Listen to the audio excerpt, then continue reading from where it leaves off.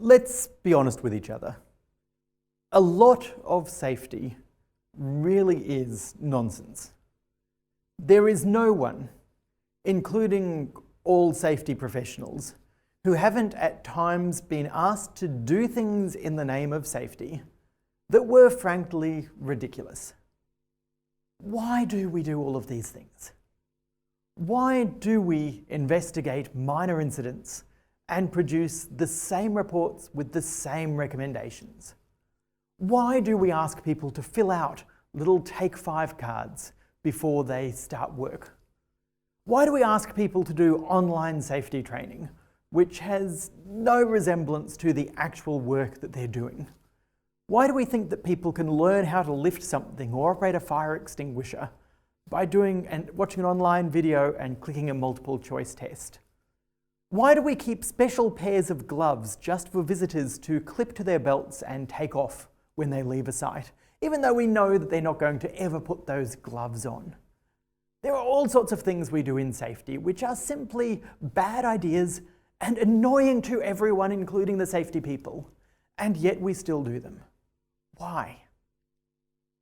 There are three broad purposes that any safety activity can have: insurance, assessment, and assurance. Insurance are those things that actually make us safer.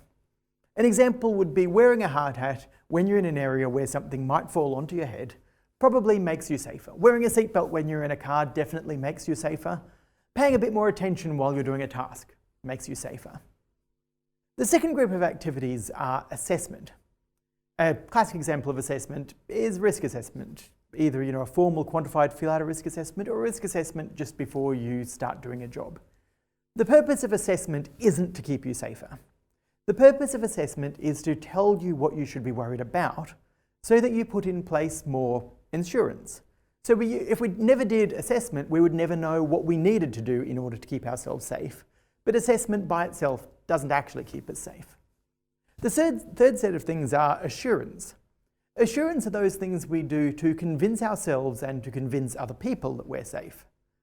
So they're part of being in a regulated society. A regulator doesn't keep you safe. They don't do any insurance. What they do is they put in place pressure by demanding that people demonstrate that they're safe. And so organisations need to provide assurance to the regulator. In the process of providing assurance, that causes them to do more assessment. After doing the assessment, hopefully that leads them to do insurance, which they document in the form of assurance. So the presence of a regulated society leads to this need for assurance, which leads to a need for assessment, which hopefully results in things that actually make us safer. Now, what does actually make us safer? How do we know that something actually works for safety? There's a number of prerequisites before you can even make a claim that something makes you safe. The first thing is a scope of application. There is no medicine which works for all illnesses. And the very first sign of quackery is when you hear, oh, my medicine, it cures both athlete's foot and cancer. You immediately know, real medicines that work some of the time and not other times. So the same with safety. Where does a particular model of safety work? Where does a particular safety technique work? Presumably in some types of organisations, some types of situations, not in other times. We then need a process. So things like, does zero harm work? Are pretty meaningless questions because zero harm is just a label, and it's a label that could be applied to many things. Are we claiming that establishing a branded safety program or having a slogan that people recite works? That's a more concrete claim. Are we claiming that a particular set of steps within the zero harm policy, if you carry those out, you make them safer? That's more precise. But just words like safety culture, risk assessment, zero harm, they're just labels. You need to know specifically before you can make claims about safety or not. And then those claims need to be precise. Remember, safety itself is fairly nebulous. Safety has effects, such as incidents and injuries and feeling of being unsafe. Safety has causes, things that make there be more safety. When you're making a claim that something improves safety, you're probably actually making a claim about one of those either lagging or leading indicators. So you need to be precise about which indicators you're talking about. You then need a mechanism. How do you think it's going to work? And a test. How do you know whether it's worked or not? Once you see all of those things present, then you can start making concrete claims about whether something is actually improving safety or not. And the absence of any one of those things should be a real clue that we don't have really a scientific claim that something is helping safety. So how do we find out about safety in general? There are a few different types of studies available to us. One of them is the idea of a qualitative study.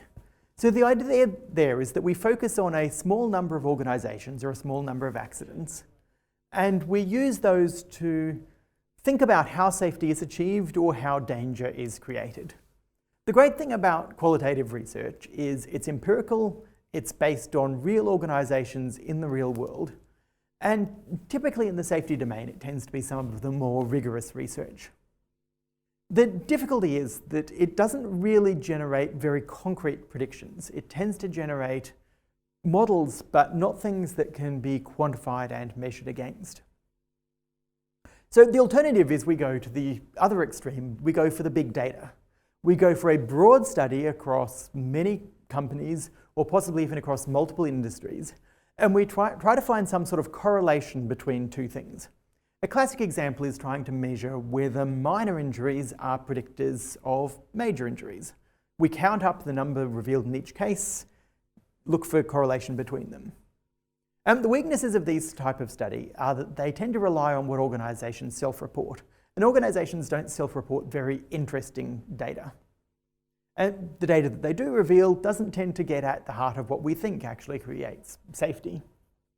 The advantage, though, is that you do have validity beyond a single organisation. And in principle, you could make very concrete claims about what causes or doesn't cause safety from these types of studies. The perhaps gold standard is a controlled study, where you want to know whether a particular measurement or a particular effect or a particular technique improves safety. This actually tells us about cause and effect. Now, the danger of this is that in order to do it, we have to deliberately make a small change. And safety very often isn't about small changes, but about complex causes that involve lots of interactions. And there's always a claim that this will work in one place, and you've tested in that place, but it doesn't necessarily mean that it extends and it will work in other places or other situations. So let's look at a couple of real examples of safety things that people argue about. So zero harm. Where does zero harm work? What sort of companies would you expect it to work in? What sort of companies would you not expect it to work in? What is the process of zero harm? Does zero harm just involve getting people to sign up to a zero harm policy or vision? If it's not that, then what are the essential elements and the non-essential elements of a zero harm process? What is the claim? Are we claiming that adopting zero harm will actually lead to a reduction in injuries? Are we claiming that zero harm will lead to a change in safety culture that can be measured in certain ways? By how much do we expect to see this change? What's the mechanism? Do we think it works simply by increasing safety as a priority?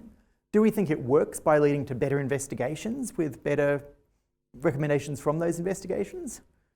If not, then what? And ultimately, are we willing to put our money where our mouth is and say, this is our prediction? This is our test for whether zero harm works or not, and we're going to stand or fall by the result of those tests. Now, in practice, none of these things have actually been established. And here's the important key point. The lack of these things doesn't mean that zero harm doesn't work. The lack of these things mean we don't know. We can argue about it. We can argue about claims. We can argue about possible mechanisms. We can argue about mechanisms against. But ultimately, without establishing these things, these arguments are badly defined arguments. They're not even capable of being tested, let alone things that can actually be evidence-based.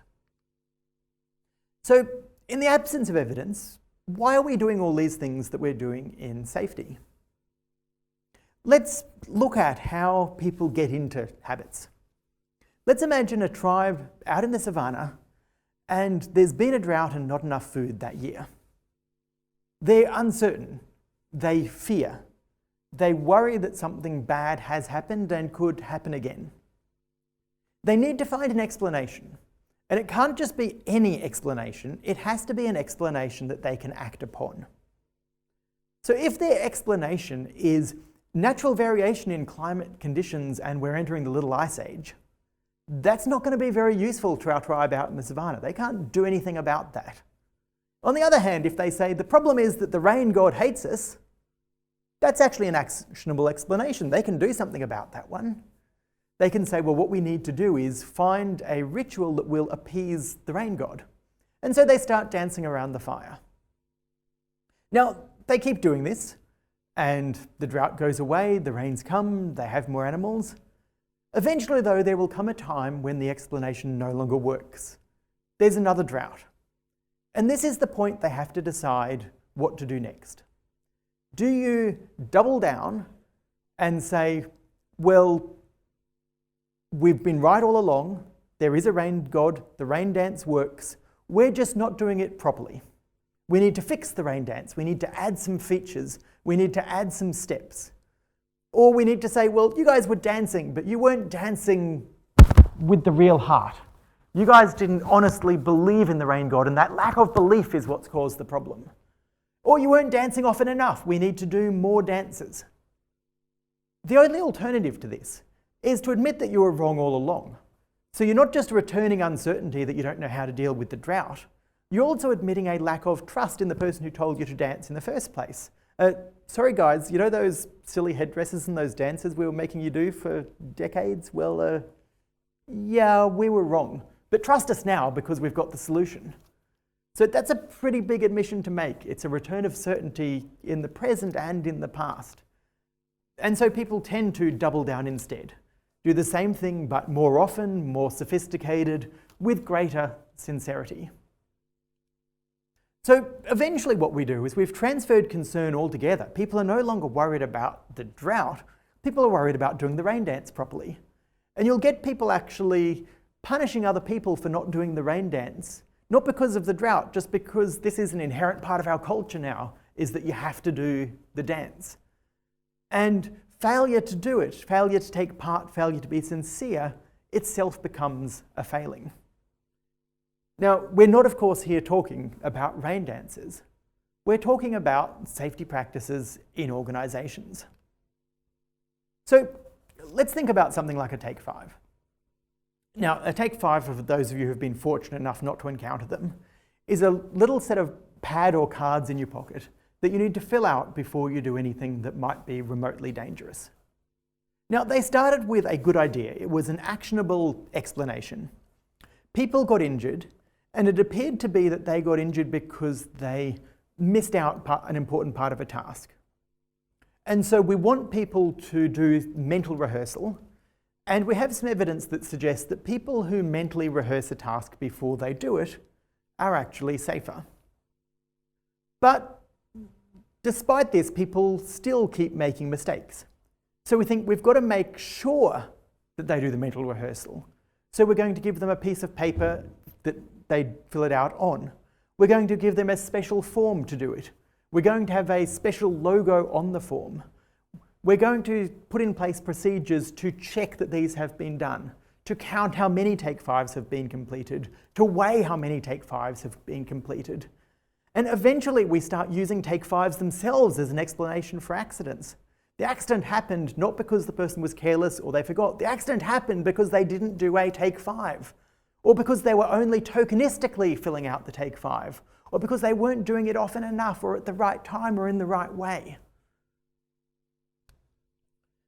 These then have become something that might have originally been a good idea to keep people safe. But in fact, it's built into our assurance system. It now becomes more important to produce the evidence of the thing than the thing itself. And it's very hard to stop. It's very hard to take these things away because they have now become so ingrained that people think of them as the same thing as safety. So if you take the TakeFive away, you're not just taking away a useless ritual, you're taking away their safety. And if something goes wrong, you might get blamed for that.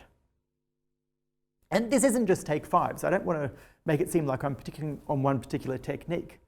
Now, this is something the hierarchy of controls has become embedded into safety standards. It's even in some legislation. It's the idea that you focus on eliminating a risk first and then reduce the risk through substitution or engineering controls, and then administrative controls, and then the very weakest form of things is PPE. Now, it seems to make a lot of sense, and you may have good rational explanations in your head. But just allow me to point out that we've traced back where these things come from, and they've just been cut and pasted since back around 1940s. And the explanations didn't start back then. We have no idea why they started or why things were in this original order. The rationalization is actually post facto. It got added in a couple of decades ago. So we've been doing this thing for over 50 years. And about halfway through that time, we added in explanations for why we're doing it. Do you really think that this is something that necessarily works? Probably you do. Probably you sincerely believe in it. But is there evidence that it works? Is there evidence that things at one end of the hierarchy are better than things at the other end? Is there evidence that thinking about things in terms of the hierarchy even helps? That's something to take away and worry about. Positive control over things is an emotional need. Safety people need to feel that they are providing solutions for other people. And we're people who are natural worriers. We naturally have concern for people's well-being, concern that we are looking after their well-being. But this insecurity tends to lead to defaulting to ritual patterns and strategies for controlling other people. Things that are praised elsewhere in an organisation, innovation, experimentation, are just really other words for uncertainty. And uncertainty isn't something that safety deals very well with. But in order to improve safety, we need to embrace that uncertainty. We need to recognise that just because we've been doing something for a long, long time and we've been doing it with the spirit of it making people safer, doesn't actually mean that it's safe. And admitting that and being willing to accept that maybe we've been making people do strange, funny things for not particularly good reasons, it has in fact been part of our profession.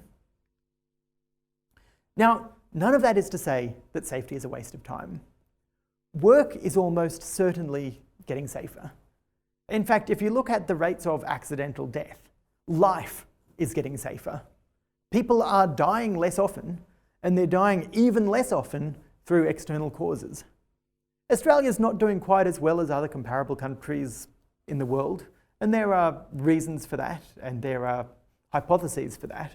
We don't really know for sure why it is, though, that Australia is a poor performer, and we don't really know why we're getting safer.